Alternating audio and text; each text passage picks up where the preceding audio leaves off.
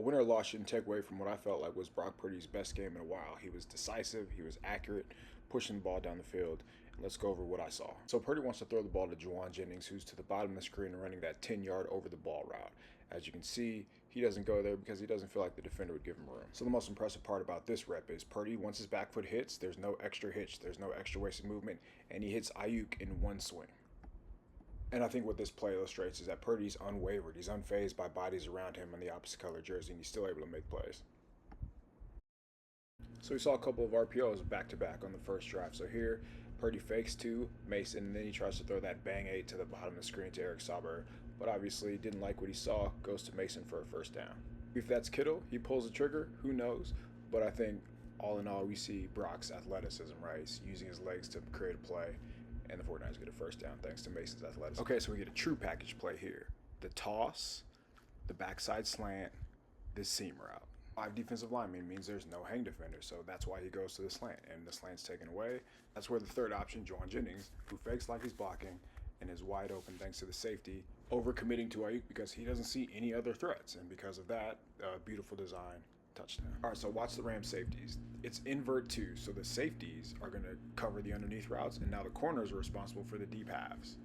And this is where we talk about Purdy's processing, right? Purdy's recognition. He sees the safeties, and instantly, nobody's over the middle of the field. I'm going to take a shot to my $120 million. According to fantasy sports data, Ayuk is separating and winning more than any receiver by 3 percentage points in the NFL. Like, they are so close.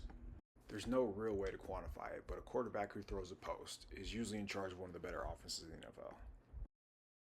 So this play is a Shanahan staple. There's eye candy galore, and what does that do? Wide open over the middle. 10 Ronnie Bell goes in motion. He takes care of the underneath linebacker, opens up a window. Then you have the play action fake to Jordan Mason. Obviously that's going to suck the linebackers up just enough to cause them to hesitate. Another last window of eye candy here is Eric Sauber lined up next to the right tackle going in the split zone action, causing the middle linebacker to freeze. See from the end zone angle, that gives Purdy enough of a window to perfectly layer the ball in between and over the linebackers for an explosive play. Again, watch Purdy's back foot. Ball comes out on time. That's how you get explosives. Play on time in this offense. Players are open. Good things happen. So Purdy's reading the highlighted safety. It's a levels concept. Ronnie Bell's going to run off. Juwan Jennings in the slot's running a return route. And Eric Sauber right there is running the corner route. The reason I highlighted the safety is because that's who Brock's reading. He doesn't move off his landmark. Ball's out on time. Easy catch. These are the kind of plays why completion percentage is outdated. Look where this ball is. Look where the defender is. I'm in the camp that drops and interceptions are overrated, but Purdy is protecting his player right here.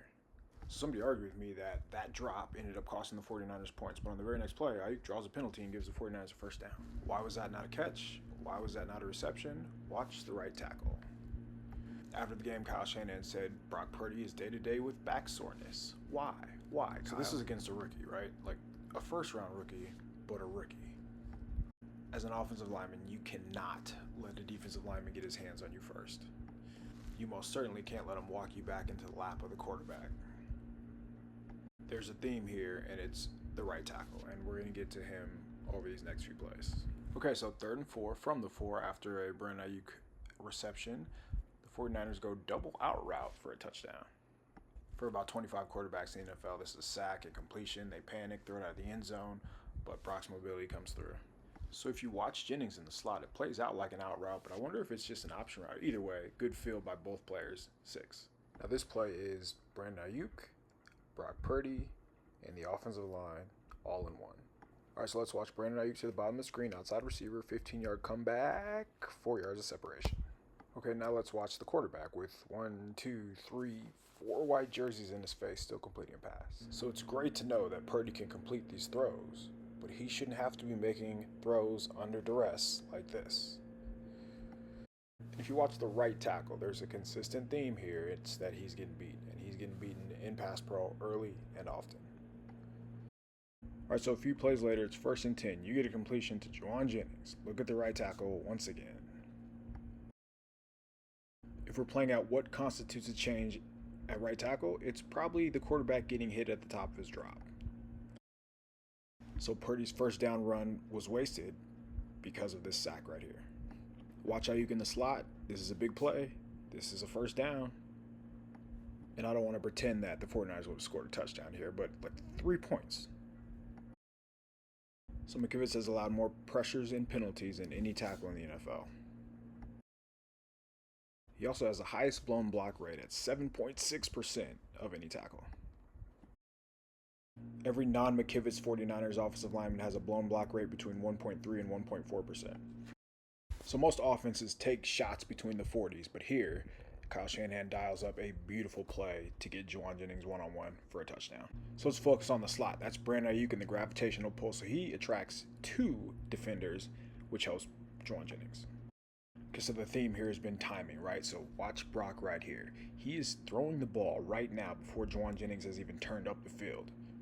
The defender has no chance. Okay, so we have Ayuk, we have Purdy, and now let's focus on Jennings. This look back right here is selling that he's running an actual out route, and then he turns up. Easy pitch and catch. What a great route. Okay, so 2 plays after Jauan Jennings mosses a guy, he goes baseball slide for a first down.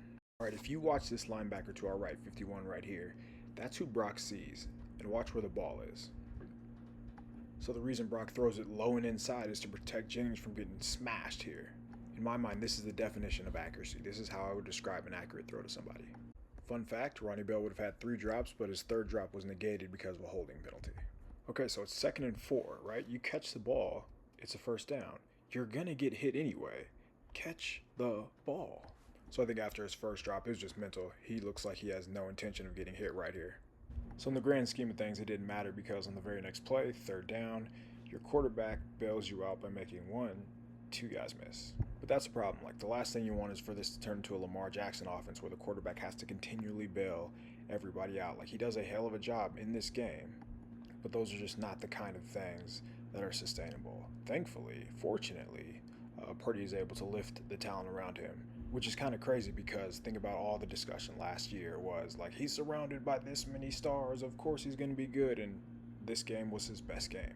So this is a play that's making the rounds. You see Brandon Ayuk to the top of the screen running wide open. I don't think I've ever seen this before, but look at the left tackle, Trent Williams. He's pointing right now. Even he sees that Ayuk is wide open. Okay, so this is a coverage bust. I just showed that corner. It's supposed to be cover 2, a weak rotation. That cornerback does not do what he's supposed to. Brock is confused by that. So Kyle Shanahan said Brandon Ayuk to the top of the screen. He's supposed to run a curl route. So right here, he's supposed to settle down and sink in between that hole in the zone. But because Ayuk is a human being, he sees that, hey, there's nobody deep. I'm just going to keep running straight. Throw it, throw it, throw it. Brock was expecting a certain look. He didn't get it, and that's why he's hesitating. That's why he doesn't throw it, and that's why it looks terrible right now. So Shanahan said that Brock didn't know where the other safety was, which is why he didn't throw it. 2nd and 10, 24-24. Quarterback looks off the safety, throws the fade, drop. I feel like there are certain times where it's egregious to cut a player, but there were some bad drops in this one. So Purdy threw for 292, and just off 2 or 3 plays alone, it could have easily been over 400 yards. If you watch the bottom of the screen here, there's Kyle throwing his hands up in disgust. From the outside looking in, it seems like Jacob Cowan can do all these things, but I think Shanahan's just like needs a blocker, which is where Ricky Pearsall comes in because he can block and he can run and he can make these contested catches. So, like, this is who Pearsall is. So it's 3rd and 10. Still have a chance, right? If you look to the bottom of the screen right now, the rub route is created. Like, he is open. However, Purdy drops his eyes. This is one of the few times, and maybe the only time all game, where it seemed like Purdy predetermined where he wanted to go. My guess is that was to Jauan Jennings here in the slot, but he wasn't open. The internal clock goes off, and that's how you end up running into a sack instead of going through your progressions and probably getting a first down and staying on the field. So watch Jennings here. Watch his reaction after the play is done. He is upset. And Jennings didn't talk to the media afterwards. Clearly upset, visibly frustrated right here, and rightfully so. But I mean, maybe one misread the entire game for the quarterback. That's a hell of a job.